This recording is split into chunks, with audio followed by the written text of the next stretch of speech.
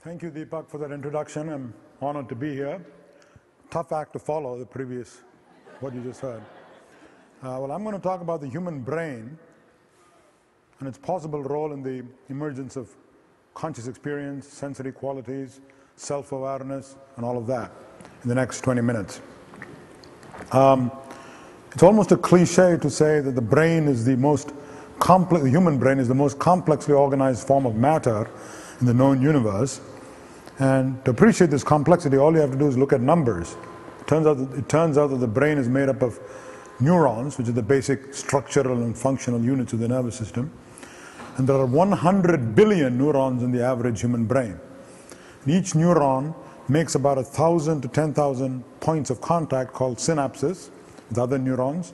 And each synapse or point of contact can be off or on, can be excitatory, can be inhibitory. And based on these facts, someone has figured out that the number of possible brain states or permutations and combinations of brain activity exceeds the number of elementary particles in the known universe. And given this staggering complexity, how do you study the brain, and how do you answer the question, how does consciousness emerge from the activity of the nerve cells in the brain? Or to put it differently, look at it from a slightly different point of view. The human brain is a 3-pound mass of jelly you can hold in your palm, sort of consistency of tofu, and this lump of jelly can contemplate the vastness of interstellar space, the meaning of infinity, the concept of God, charity, love, pity, all of this, and it can even contemplate, it can even introspect on its introspection, and indeed introspect on itself, what we loosely call self or self-awareness or introspection. Now, how does all of this emerge from this lump of jelly? I think it's truly the greatest of mysteries. And that's what I'm going to try and tackle here. Now, I think there are two fundamental problems here which are often confounded in discussions on the brain and conscious experience. And a lot of tensions I see in the literature, in the whole field and at conferences arise from a tendency to confound these two approaches. One is the metaphysical question of self-awareness, the nature of the self or qualia, and the other is the empirical scientific question about how the brain gives rise to the sense of self. And these can be stated separately. I'm an expert on part 2, the question of how the brain relates to conscious experience, not on part 1, but for the sake of completion, I'll mention both. So what is the metaphysical question raised repeatedly at this meeting? The question is the following. Here is a physical world out there. Nobody denies its existence.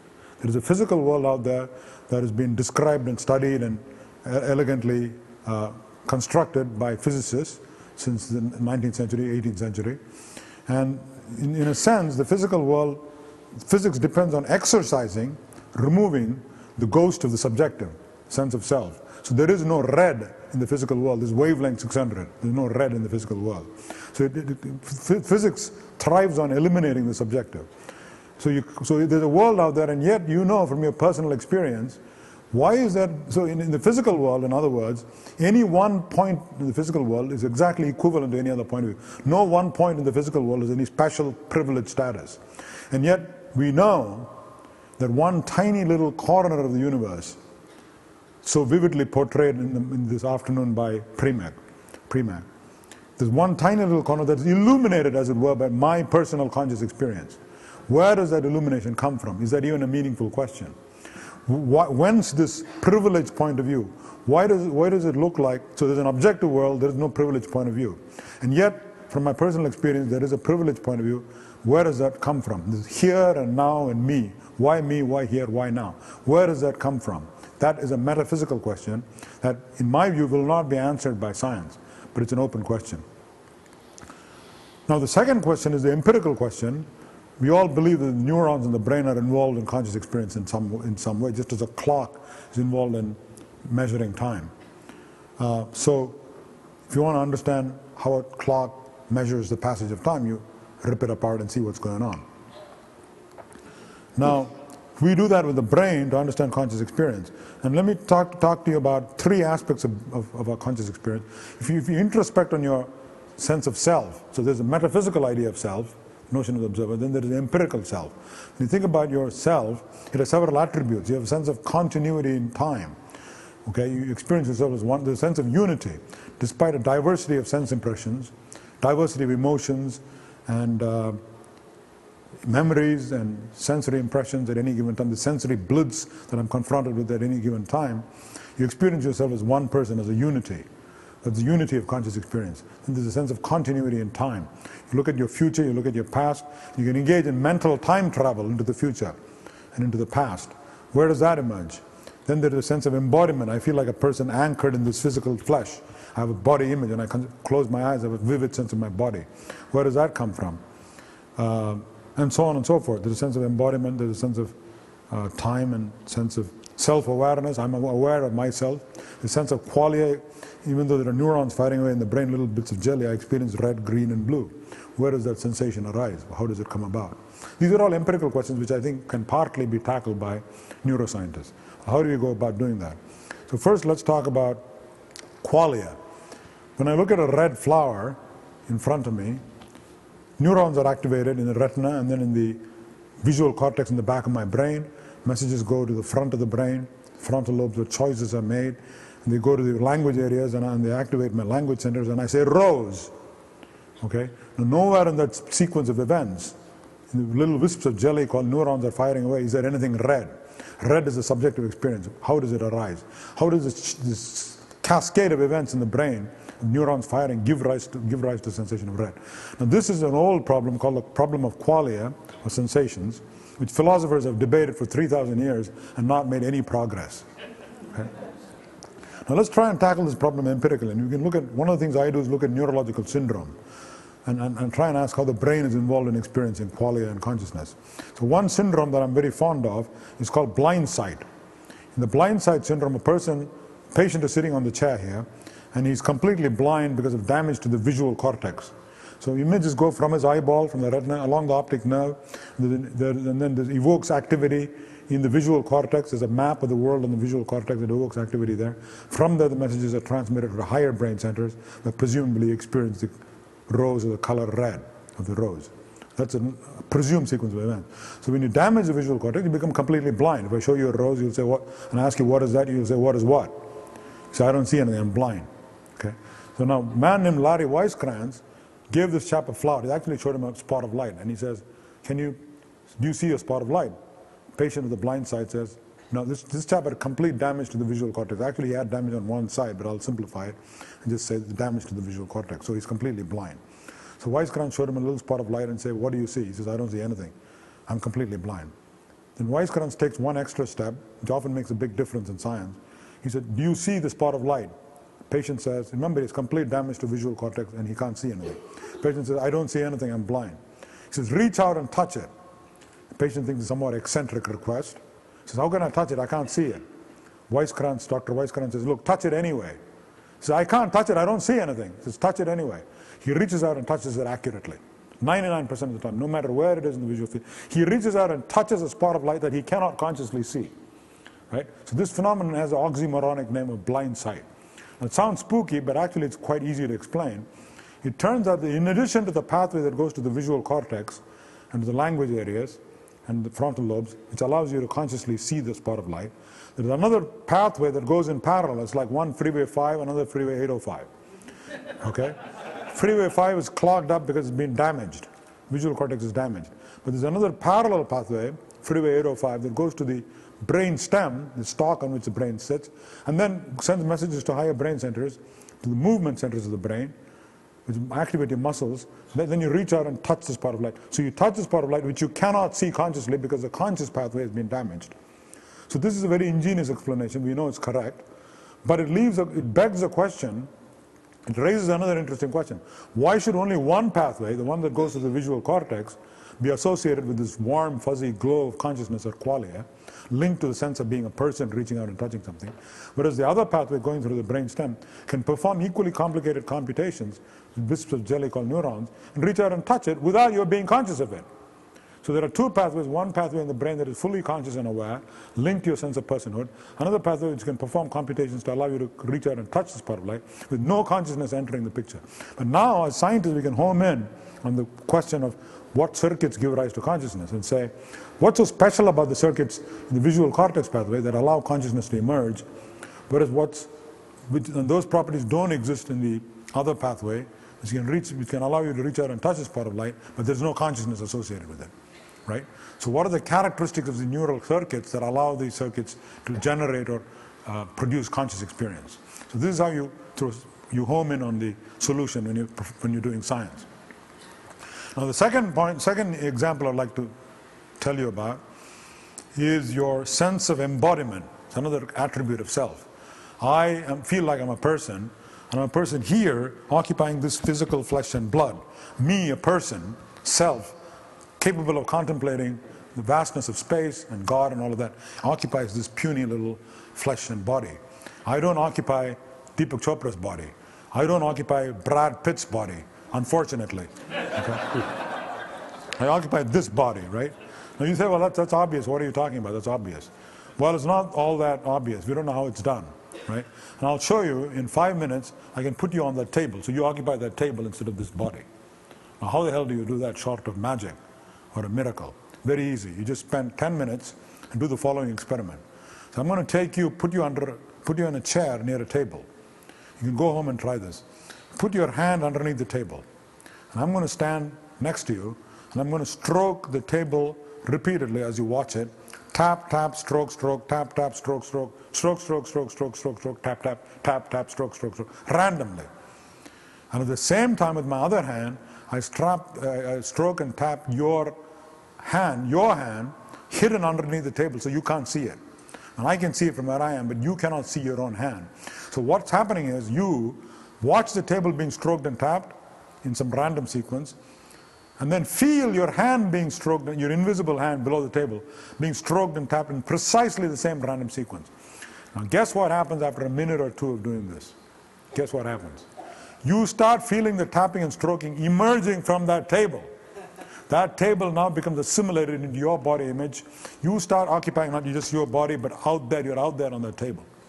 Now, not in some abstract metaphorical sense. If I take a hammer and approach the table menacingly, you say, ouch, and remove your hand. Wow. Okay? So just think about the extraordinary implications of this. Why does the brain do this? It does this for a straightforward statistical reason. It says, look, buddy, I'm watching this table. It's being stroked and tapped in some random sequence. But I'm feeling my hand being stroked in precisely the same sequence. What is the probability of that happening through chance? 0. Therefore, you must be stroking me on that table and tapping me on that table. That table is me now, right? Now, the extraordinary implication of this is there are several aspects of yourself and your body which you take for granted. You have a name. This is Rama. I have a bank account. I have a parent, I have a father, and I have a mother. And I prepare for my funeral. I'm going to be a body, body's going to be dead, right? All of these things. Now, all of these things can be questioned. Maybe my dad is not really my dad. I mean, 10% of us born out of wedlock, believe it or not. 10% of us, our father is not our real father. This has been established through surveys. Now, I don't know about my bank account. I always spend more money than I should, so I'm not sure of my bank account. Maybe I can go and change my name anytime I want. I'm not going to change who I am. But there's one aspect of your mind and your conscious experience which is beyond question. That is, I am here in my body. That's an axiomatic foundation of your existence. And yet, I'm telling you, in 5 minutes, I can make you abandon that axiom. Now that table is now you, right? Therefore, I have to prepare for its funeral. Okay. So on and so forth. So this demonstrates again how tenuous your conscious experience is. It's not really chained to your body in a manner that you imagine. The third point I'd like to make is about compassion and your sense of privacy, the privacy of conscious experience. My conscious experience is mine alone. I see red, I see red.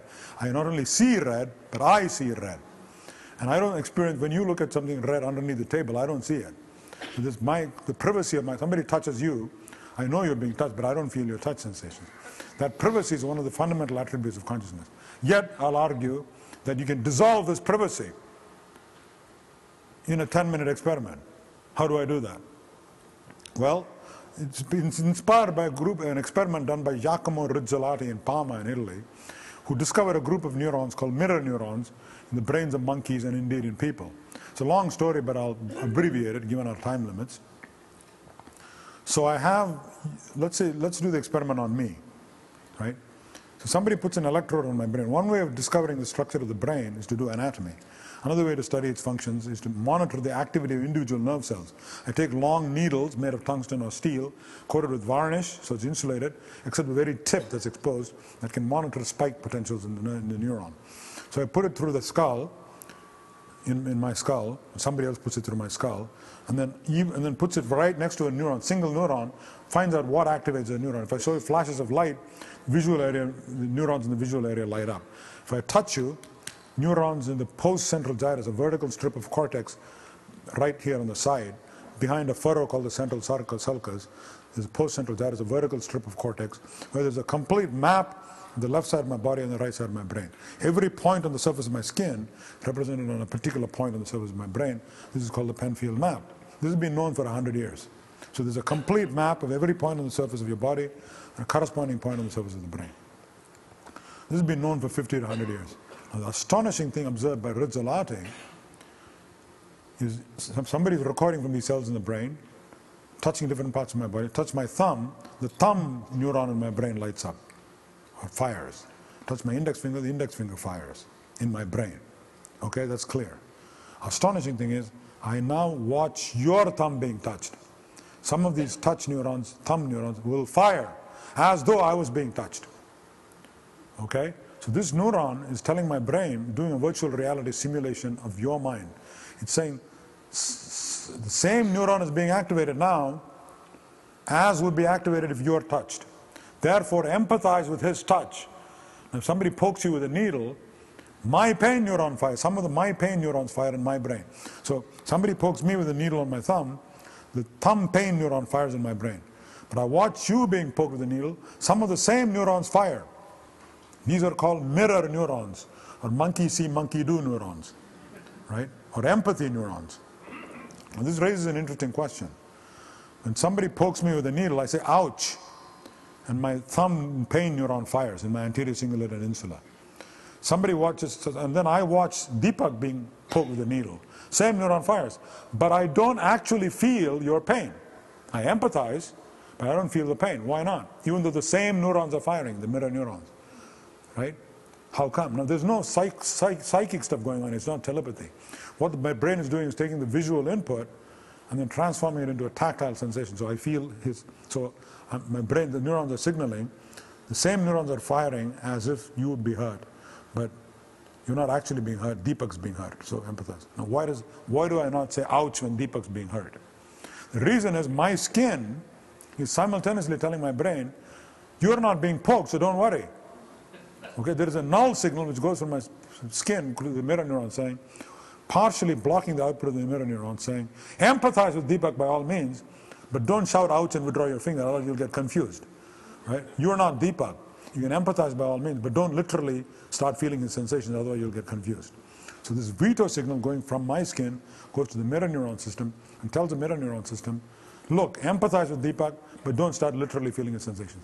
Now the prediction from this is if somebody were to amputate my arm, there's no null signal coming from it. There's a phantom arm here. There's no null signal. When I watch Deepak being poked, I should literally start feeling the sensation in my phantom. I should literally say, ouch, when somebody pokes. Now, phantom limbs have been known for 100, 200 years. Nobody tried this very simple experiment. I had a patient sitting in my office, and I said, Joe, watch me poke my hand with a needle. He said, sure. And I poked my hand with a needle. Joe was watching me. He says, ouch, my phantom hurts. See, even Deepak winced a little bit. But this chap literally feels his pain and starts shouting. He says, I could feel that pain in my hand. It was not, I can't feel it in my normal hand, but in my phantom I can feel the pain. Why is that? Because that veto signal has been removed. In fact, I can just anesthetize, I can take one of you here, anesthetize your brachial plexus, make your hand anesthetized, and you watch me poking my hand, you will experience that pain. And the extraordinary implication of this is, the only thing that separates your conscious sensations from my conscious sensations is the bloody skin, my skin. Remove my skin, I start experiencing your sensations quite literally, I don't mean metaphorically. Right? So the only thing that separates my conscious awareness from your conscious awareness of touch is the skin. You remove the skin, my mind dissolves into yours. So I call this syndrome hyperempathy, and I call these neurons Gandhi neurons, because they're dissolving the barrier between you and other people. And this is, of course, the mainstay of much of Hindu philosophy, ancient Vedic and Upanishad writings, that there is no fundamental difference between your conscious experience and somebody else's. And we're showing this empirically in these experiments. Final twist to the tail, when I showed this patient this, that I could poke my hand, squeeze my hand, he felt the squeeze in his phantom. This chap had experienced excruciating phantom limb pain. This is a serious clinical problem. 90% of patients, 80 to 90% of patients experience severe, intense pain in their phantom, so much so many of them become very depressed. Some of them, a tiny minority, go and commit suicide. Right? Serious, we have invented methods to treat phantom pain. This chap went home, and he called me very agitated on the phone. He said, Dr. Ramachandran. I said, what? Calm down. You're not going to believe this. I said, what? You know this phantom pain I've had in my hand, my phantom hand, I can't do anything about it because I can't massage it to remove it. I simply ask my wife to massage her hand, and I watch her being massaged. I experience the phantom massage in my phantom hand that eliminates my phantom pain. Okay? We have not evaluated this in formal clinical trials, but it's a promising start. Anyhow, so these are ways of... So I think we should keep the metaphysical distinct from the scientific questions about consciousness, but both questions are valid. Some people would say the metaphysical questions are completely meaningless rubbish, and I think Mike Shermer would be one of them. Some people would say it's the most fundamental question you can ask about the cosmos and about human experience, and Deepak would say that. And I don't know the answer to this question, but both questions, the two questions should not be confounded, is my view. With that, I'll conclude. Thank you very much. What I was saying was that when you're trying to quote-unquote localize brain functions in specific structures, for example, I said the pathway in blind sight, pathway that goes to the visual cortex, language areas, and frontal lobes, that area is quote-unquote conscious. The other pathway goes to superior colliculus in the brainstem and goes to move your hand towards the spot, is not quote-unquote conscious. You perform elaborate computations without consciousness entering the picture. Now, when you say that, I'm being a little bit glib when I say that, because I'm implying that consciousness is here in this pathway.